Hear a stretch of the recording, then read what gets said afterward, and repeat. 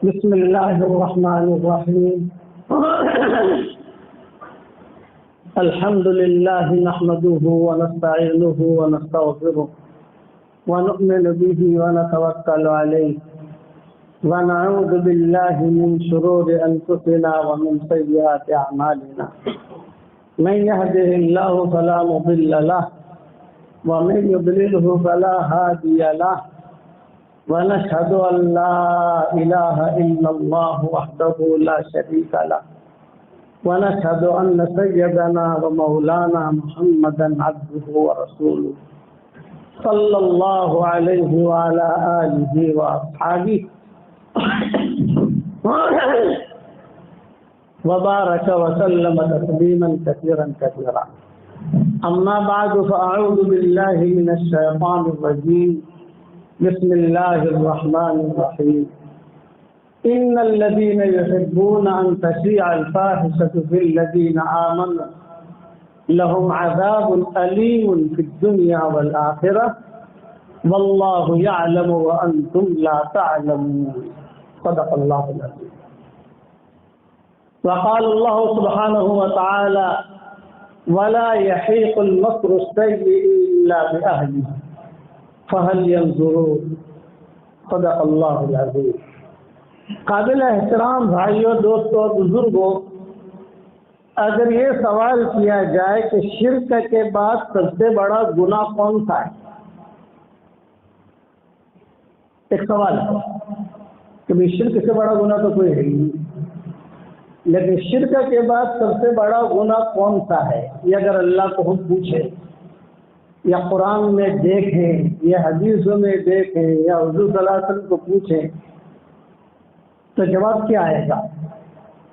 نماز کو چھوڑنا نہیں، زکوٰۃ نہ دینا نہیں، حج نہ کرنا نہیں، نکاح جو ہے روزے نہ رکھنا نہیں. سب سے بڑا گناہ کون سا ہے؟ سوال ہے. سب سے بڑا گناہ شرک کے بعد جو ہے وہ توڑ کا ہے. توڑ، میاں بیوی میں توڑ، بھائی بھائی میں توڑ، تفرقہ، جسے قرآن کے زبان میں کہتے ہیں تفرقہ، توڑ کرنا. مسجد میں ٹرسٹیوں میں توڑ پیدا کرا دیا. جوڑ سب سے بڑا گناہ اور جوڑ سب سے بڑی نیکی اور توڑ سب سے بڑا گناہ. اسی لیے کوئی حق بات ہے لیکن حق بات بھی سامنے والے کو کہنا بہت سوچ سمجھ کر کہ پتہ نہیں اس کا نتیجہ کیا ہوگا. ہمارے والد صاحب رحمۃ اللہ علیہ جملہ فرماتے تھے کہ اصول کی بات اصول سے کہنا یہ بھی ایک اصول ہے، اور یہ قرآن میں ہے. یہ ابا کی بات میں قرآن سے ثابت کرتا ہوں. وہ تو اپنے مجموعے میں کہتے تھے اصول کی بات اصول سے کہنا یہ بھی ایک اصول ہے، حق ہے 100%. لیکن مجموعے کے سامنے وہ حق کہنا ہے تو اس کو دیکھنا ہوگا کہ اس کا بعد میں ریئیکشن کیا ہوگا. بہت گہرا مضمون ہے، دھیان سے سننا، ہمیشہ کے لیے کام لگے گا آپ کو. موسیٰ علیہ السلام کو جب موسیٰ علیہ السلام کے فرعون سے بحث مباحثہ ہوا، موسیٰ علیہ السلام جواب دیتے گئے. فرعون نے آخر ایک سوال کیا، فما بال القرون الاولیٰ، بھئی آپ یہ دعوت دیتے ہو ہم کو، جنت جہنم سمجھاتے ہو، اللہ ایک ہے اور جو ہے میری بات مانو، میں اللہ کا نبی ہوں. یہ ہمارا اتنا پرانا مذہب، مصر تو بہت پرانا ہے نا، مصر کی کالونی جو ہے وہ ہزاروں سال پرانی ہے. ہندوستان کی کالونی بھی 1000 سال پرانی ہے. بمبئی نیا بچہ ہے، لیکن ہندوستان کی جو کالونی ہے اس میں حضور صلی اللہ علیہ وسلم کی زبان پر ہندوستان کا نام بار بار آیا ہے. بار بار حضور کی زبان پر ہندوستان کا نام آیا ہے. کان رجال الدین، بھئی یہ تو ایسے لوگ ہیں جیسے کہ ہندوستان کے لوگ ہوتے ہیں، یہ ہم نے فرمایا. تو ہندی عود حضور کو بہت پسند تھا. یہ کمبوڑی وغیرہ سے بعد میں پیدا ہوئے، یہ پرانی کالونیاں ہیں، چائنا کی جو کالونی پرانی، فرانس کی پرانی، امریکہ نیا، بمبئی نیا، مصر یہ بہت پرانا، مصر شام بہت پرانا. اسی طریقے سے یہ مکہ مدینہ ابھی تھوڑا نیا، لیکن یہ مکہ جو ہے بہت پرانا، کئی صدیاں گزر گئی. تو موسیٰ علیہ السلام سے اس نے پوچھا فرعون نے، ہم القرون الاولیٰ، بھی ہمارے جو پہلے باپ دادا سارے گزر گئے، تو یہ بات اب لائے ہو، وہ لوگ کہاں ہیں؟ تو پھر سیدھا جواب کیا تھا، حق بات کیا تھی؟ جہنم میں. بھائی حق تو یہی ہے نا. لیکن موسیٰ علیہ السلام سمجھ رہے تھے کہ میں کہوں گا جہنم میں تو پوری قوم میری مخالف ہو جائے گی. یہ جملہ نہیں کہا. کیا کہا؟ قال علمها عند ربی کی کتاب. وہ تو اللہ جانے، لا يدل ربی ولا انصر میں کیا کہوں تو اللہ جانے کہاں ہے. پر اپنی بات پیش کر دی. الذی جعل لکم الارض مہدا، وہ اللہ جس نے تمہارے لیے زمین بنائی. حالانکہ حق ہے تو جہنم میں. حضور صلی اللہ علیہ وسلم نے میسرہ سے کہا جہنم میں. کیوں کہا جہنم میں؟ حضور نے وہ ایک آدمی تھا. میسرہ عرفات میں آیا اور عرفات میں آ کر حضور سے کہا تو میرے سیٹھیے 23 سال کے اندر سب مرا گئے. وہ کہاں ہے؟ آپ نے بتایا وہ جہنم میں. تو ایک آدمی تھا. ایک آدمی کو کہنے میں فتنہ نہیں ہوتا، مجمع کے سامنے کہنے میں فتنہ ہوتا ہے. تو وہاں تو مصر میں تو مجمع تھا. تو حضور موسیٰ علیہ السلام نے کیا کہا؟ قال علمها عند ربی فی کتاب. یہ تو میرا اللہ کا ہے، میں نہیں جانتا. اس لیے آدمی توڑ کرنے سے بھی بچا ہے، توڑ کرانے سے بچا ہے. امام عمر رضی اللہ تعالیٰ عنہ کے سامنے میاں بیوی کے مسئلے آتے تھے، عورت چلتی تھی نا، میاں بیوی کے مسئلے بھی آتے تھے، تو عمر جو ہے وہ بال 5 منٹ کے اندر نہیں اٹھا دیتے تھے. اس کو زیادہ اس کو لمبا مت کرو، ہمیں جوڑ کر کے چلنا ہے. لمبا مت کرو، جوڑ کر کے چلنا ہے. اسی لیے حضور صلی اللہ علیہ وسلم نے حضرت علی سے ایک مرتبہ فرمایا کہ علی 2 آدمی بہت بڑے بدبخت ہیں. 2 آدمی، ایک صالح علیہ السلام کے اٹھنے کا قاتل اور ایک علی ایک تیرا قاتل. اور یہ فرمایا کیا حشر کے میدان میں ابو جہل، ابو لہب، امیہ بن خلف، ان سب سے زیادہ عذاب ہوگا.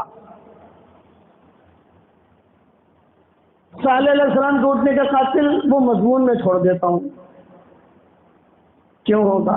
حضرت علی کا قاتل یہ کون تھا؟ عبد الرحمن ابن ملجم، بہت بڑا پیر تھا، ذاکر شاذی، اتنا بڑا آدمی مسلمان. اور حضور صلی اللہ علیہ وسلم کیا فرما رہے ہیں؟ قیامت کے میدان میں ابو جہل سے، ابو لہب سے، امیہ بن خلف سے، قارون کا جملہ بھی آتا ہے. حالانکہ قارون تو پرانا زمانے کا گزر گیا ہے. ان سے زیادہ عذاب ہوگا. فرعون، قارون، حامان، یہ تو پکے مشرک تھے. یہ تو مشرک نہیں تھا، یہ تو بہت بڑا ذاکر شاذی تھا آدمی. حضور نے فرمایا 14 کا چاندنا تھا اور حضور نے کہا کہ علی یاد رکھنا تیرا جو قاتل ہے اس کو حشر کے میدان میں اب قارون، ابو جہل، فرعون، بڑے بڑے جو گنہگار گزرے ان سب سے زیادہ عذاب. مشرکی ایک تو گنہگار مسلمانوں میں ہوتے ہیں اور ایک مشرکین میں ہوتے ہیں، تو مشرکین میں زیادہ خطرناک ہوتے ہیں تو ان کے پاس شرک کا گناہ نہیں ہے. تو عبد الرحمن ابن ملجم تو پیر تھا، خانقاہ چلاتا تھا، پیر صاحب تھے وہ. جیسے بلم ابن باورہ پیر صاحب تھے، قرآن ان کا سچا آیا. بلم ابن باورہ 9 پارے میں سچا ہے. بَتْلُ عَلَيْهِمْ نَبَأَ الَّذِي آتَيْنَاهُ آيَاتِنَا فَانسَلَخَ مِنْهَا فَأَتْبَعَهُ الشَّيْطَانُ فَكَانَ مِنَ الْغَاوِينَ. یہ بلم ابن باورہ. اور حضرت علی کا قاتل یہ عبد الرحمن ابن ملجم پیر صاحب. میں سمجھانے کے لیے کہہ رہا ہوں. اب علماء تعجب میں پڑ گئے کہ حضرت علی کے قتل کے بعد اتنا زیادہ عذاب اس کو کیوں کہا؟ ایک سوال ہے نا، مشرک سے بھی زیادہ عذاب. حالانکہ تو پیر صاحب ہیں، لوگوں کو بھلی باتیں بتاتے ہیں، بحث بھی کرتے ہیں، اور ان کو جو ہے ان کے خانقاہ بھی ہے، بہت بڑا ان کا ماحول بھی ہے، جگہ بھی ہے. تو علماء نے اس کی تشریح لکھی ہے. کہ حضرت علی کے انتقال کے بعد امت میں توڑ پیدا ہو گیا اور وہ توڑ قیامت تک چلے گا. جب تک حضرت علی زندہ تھے امت میں اتنا توڑ نہیں تھا. وہ توڑ دیکھو حضرت علی کے انتقال کے بعد شیعہ بھی پیدا ہو گئے, رافضی پیدا ہو گئے, بوری پیدا ہو گئے, کرسناشری پیدا ہو گئے. یہ سارے حضرت علی کے انتقال کے بعد ٹوٹے ہیں طبقے. ایک طبقہ یہ چلا, یہ چلا, یہ چلا, یہ چلا, پانی یوں چلا, یوں چلا, اس لیے اس کو زیادہ عذاب ہوگا. اچھا, جب اسے پکڑا گیا, یہ پکڑا گیا تھا عبد الرحمن ابن ملجم اس کا نام تھا, یہ پکڑا گیا, باطن میں بھاگا, کوشش کی لیکن صحابہ پیچھے بھاگے اور بات کر کے اس کو پکڑ لیا اور پکڑ کر اسے لائے. تو صحابہ نے کہا کہ تجھے کس سے پیسے دیے تھے یہ کام کرنے کے؟ پھر تو نے حضرت علی کو قتل کیا, شہید کیا, تو خاموش رہا. تو جیسے ریمائنڈ پر لیتے ہیں نا, تو کتاب میں لکھا ہے کہ ریمائنڈ پر لیا, اس کو بولتا نہیں تھا. پھر جو اس کو انگلیاں کاٹی, ایک انگلی بول کس نے کہا, تاکہ ہمیں پتا چلے کہ پیچھے کون سی طاقت ہے جو طاقت نے اتنا بڑا کام کروایا, کہ پیچھے کون ہے جو اتنا بڑا کام ہو گیا. اور صحابہ میں 2 ٹکڑے ہو گئے. 2 ٹکڑے کے بعد وہ ٹکڑے بڑھتے ہی گئے, پھر جڑے نہیں, وہ اور اب تک بڑھ ہی رہے ہیں. آج جس کو جگہ مل گئی وہ پیر بن جاتا ہے. آج جس کو جگہ مل گئی تو پیر, لوگ تو بیوقوف ہوتے ہیں, وہ ظاہر ہوتے ہیں, انہیں پتہ نہیں ہوتا کہ یہ صحیح ہے کہ یہ غلط ہے. صرف بات چل جانا یہ کافی نہیں ہوتی. دکھنے کے لیے تو مرے ہوئے چوہے بھی دکھ جاتے ہیں. ہم نے ملکوں میں دیکھا ہے کہ مرے ہوئے چوہے لوگ اسے بھی خریدتے, کہ مرے ہوئے سانپ لوگ اسے بھی خریدتے. تو علماء نے لکھا ہے کہ حضرت علی کے انتقال کے بعد امت میں توڑ پیدا ہوا اور قیامت تک توڑ چلتا رہے گا. اب تک وہ توڑ ختم نہیں ہوا.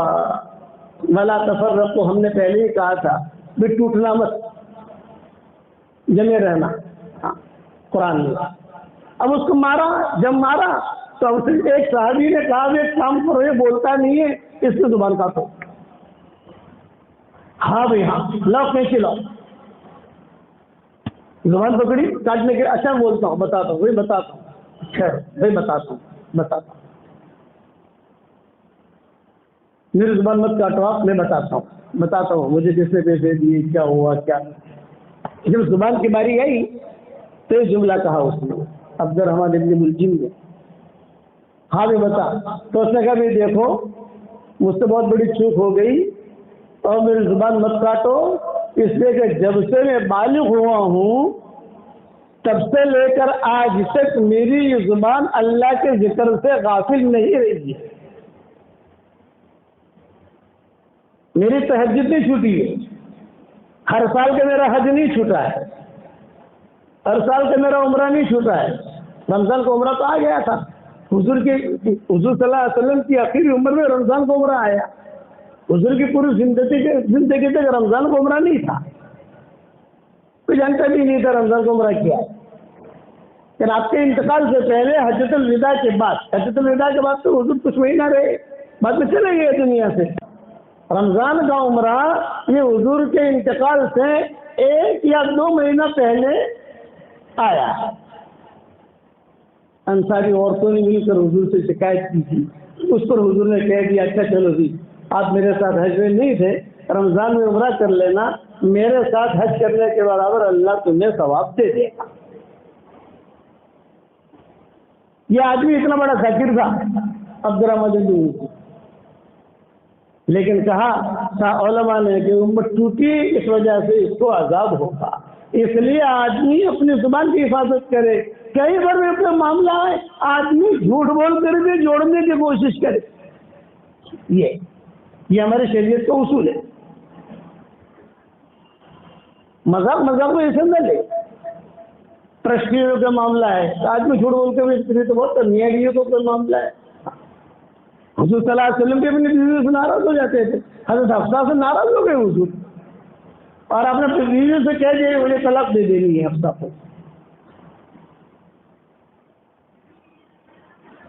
سب کو جمع کر کے کہا یہ ہفتہ کر میری بنتی نہیں ہے، مزاج ملتا نہیں ہے، میں چاہتا ہوں کہ اسے چھوڑ دوں۔ ہر دفتر ہی بیٹھی ہوئی، سب بیٹھے ہوئے، جبریل آ گئے اور جبریل نے کہا اللہ سفارش کر رہا ہے، بتاؤ اللہ جوڑو آ رہا ہے۔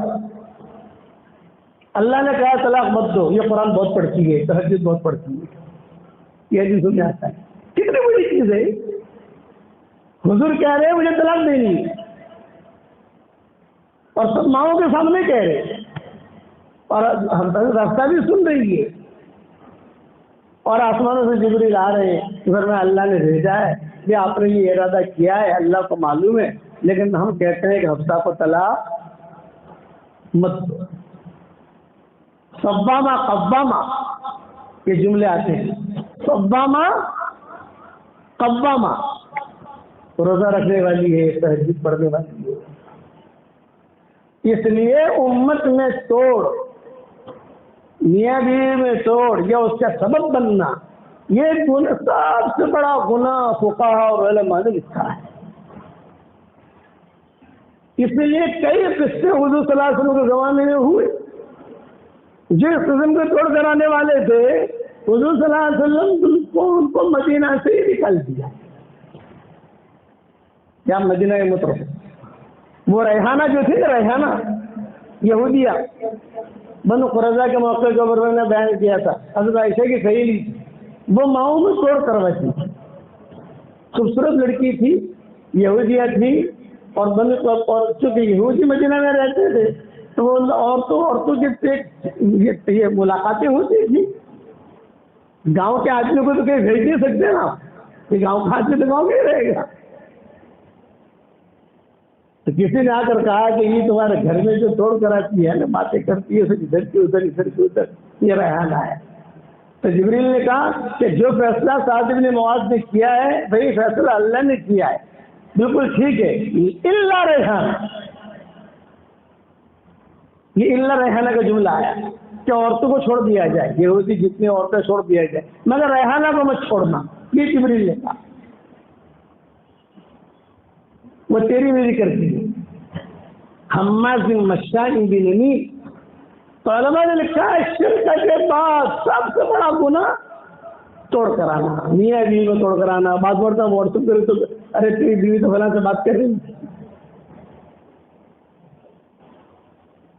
تیری بیوی کو تو میں نے فلاں جگہ لکھا، فلاں جگہ نہیں، یہ ہماری شریعت میں نہیں ہے۔ اس لیے قرآن نے ایک آیت اتاری، ان الذين يحبون ان تشيع الفاحشة في الذين آمنوا لهم عذاب أليم في الدنيا والآخرة والله يعلم وأنتم لا تعلمون۔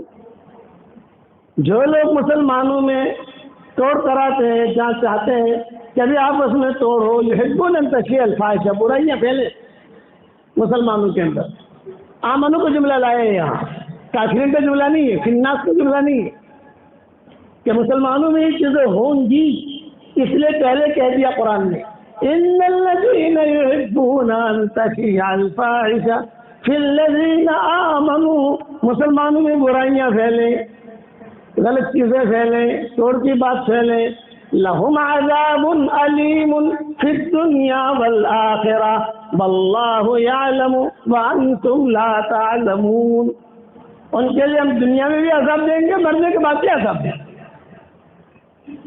اللہ جانتا ہے، تم نہیں جانتے کہ توڑ سے کیا نقصان ہوتا ہے، تو اللہ ہم جانتے ہیں کیا نقصان ہوتا ہے۔ اس لیے شرک کے بعد سب سے بڑا گناہ یہ ہے۔ عبد الرحمن بن ملجم کا قصہ، امیر معاویہ جب بہت بوڑھے ہو گئے، 20-22 سال تک ان کی حکومت رہی، ان کی حکومت میں کوئی بھی قتل نہیں ہوا ہے،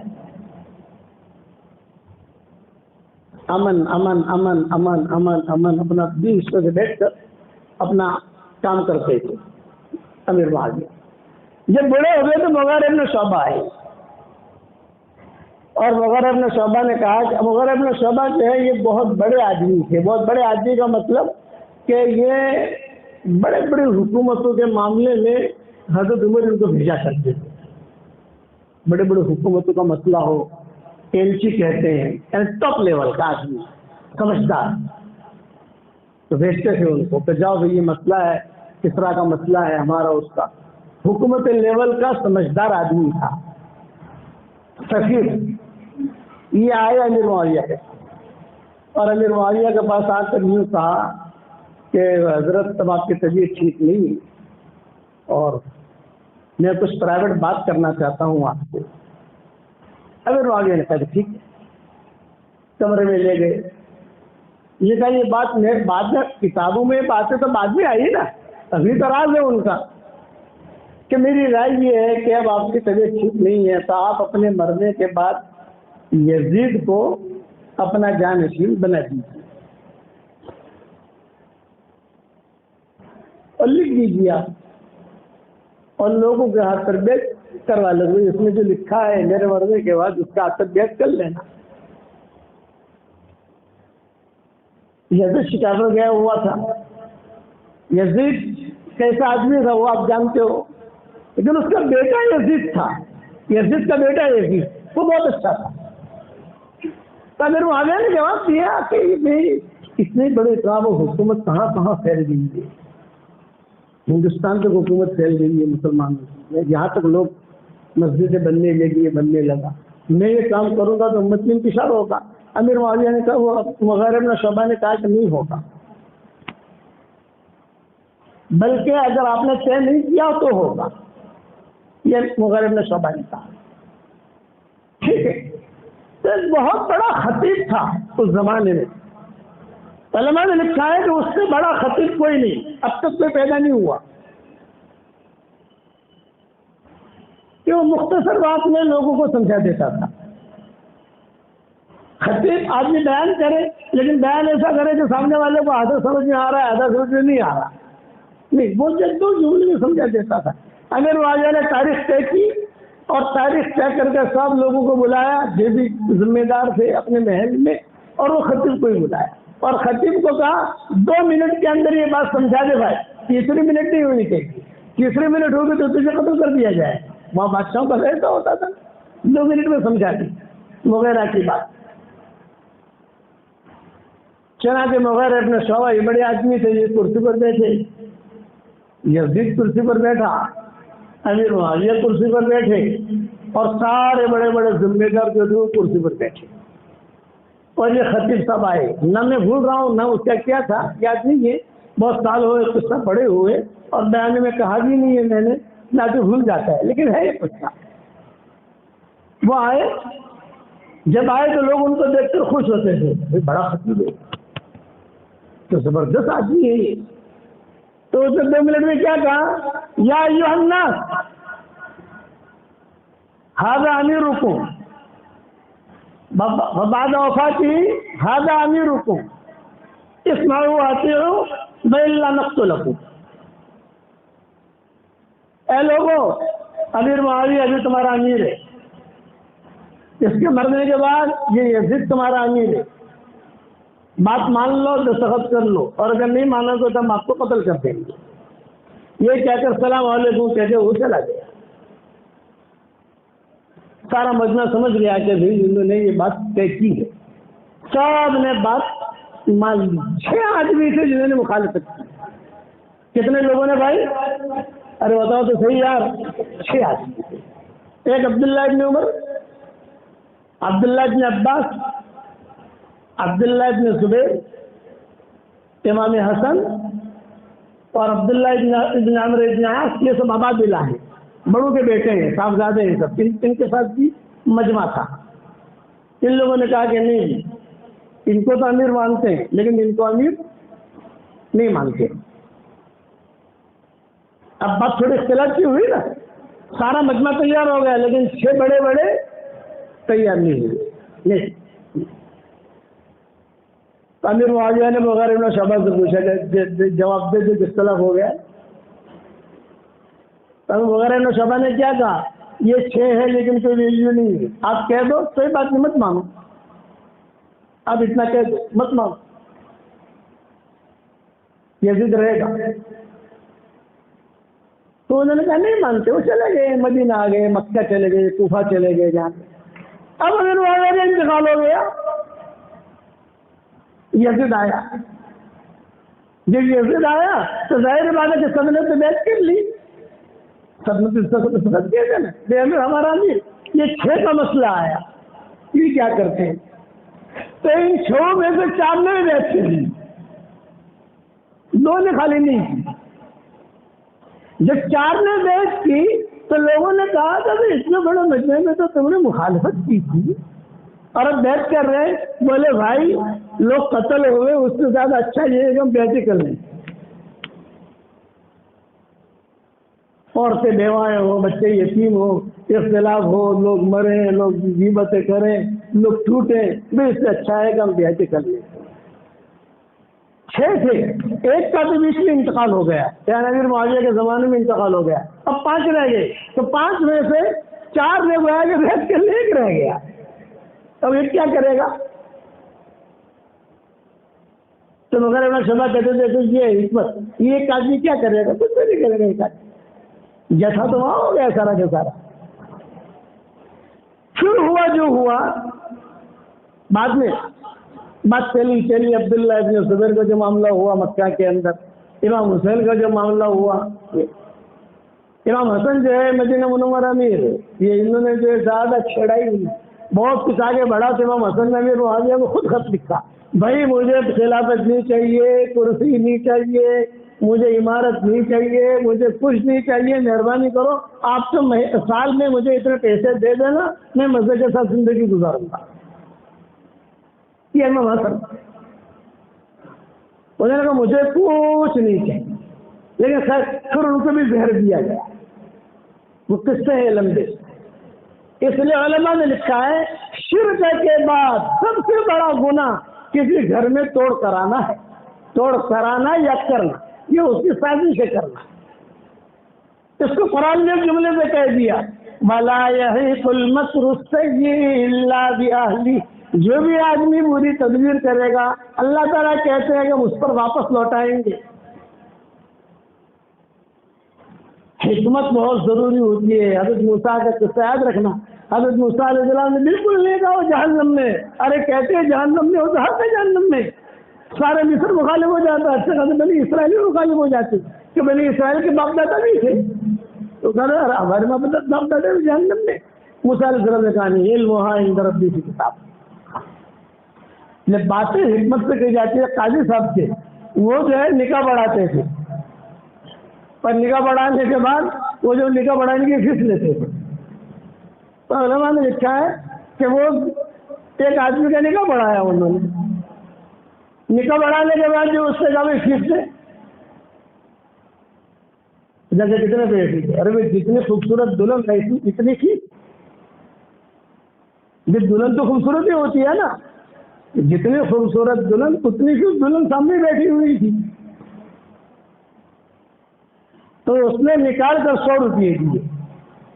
کئی سب ارے یار اتنی خوبصورت دلہن سے تیرا نکاح بڑھایا اور تو مجھے خالی 100 روپئے دے رہا ہے. دلہن اتنا نکاح بڑھایا تو کچھ زیادہ دے 100 روپئے. تو اس نے کہا میری دلہن کا چہرہ دیکھ لو آپ. وہ چہرہ دیکھا تو قاضی صاحب نے 50 روپئے واپس کر دیے. یہ لے بھائی لڑائی مت کرنا، 50 واپس لے لے. وہ 50 بھی نہیں دے گا لیکن 50 واپس لے لے. اس لیے حکمت جو ہے بہت بڑی چیز ہوتی ہے. قرآن کا تدبر، قرآن کی چیزیں، اس قسم کی باتیں جو ہے وہ 4 جو ہے انہوں نے جسد کے ہاتھ پر بیعت کر لی. جھگڑا چھوڑو بھائی، یہ کہا کہ مجھے مل جاؤ اور قرآن کی آیتیں پڑھتے رہے. اسی لیے سعید ابن مسیب کہتے تھے کہ میں نے ایسا دور کبھی نہیں دیکھا امت کے توڑ کا جو حضرت علی کے بعد ہوا. اس لیے آپ خاندانوں کے اندر بھی جوڑ کرانے کی تدبیریں کرو، چاہے جھوٹ بولنا پڑے، چاہے خرچہ کرنا پڑے. اسی لیے طلاق کو اب غسل حلال کا طلاق سے عرش ہل جاتا ہے. نماز نہ پڑھنے سے عرش نہیں ہلتا. نماز نہ پڑھنے سے عرش ہلتا ہے بھائی. کوئی زکات نہیں دیتا تو عرش ہلتا ہے، کوئی حج نہیں کرتا تو عرش ہلتا ہے. طلاق کا جملہ سنتے ہی عرش ہل جاتا ہے. توڑ ہو گیا، توڑ منع کے ساتھ۔ اس لیے آج کا سبق یہ ہے توڑ میں نہیں پڑنا، کہیں توڑ ہوتا ہوا دکھائی دے آپ تدبیریں کر کے میاں بیوی کو جوڑ، پارٹنر کو جوڑ لو، برداشت کرنا بڑے برداشت کر لو، خرچہ کرنا بڑے خرچہ کر لو، لیکن پارٹنر کو جوڑ لو، میاں بیوی کو جوڑ لو۔ اللہ تعالیٰ ہم سب کو عمل کرنے کی توفیق عطا فرمائے۔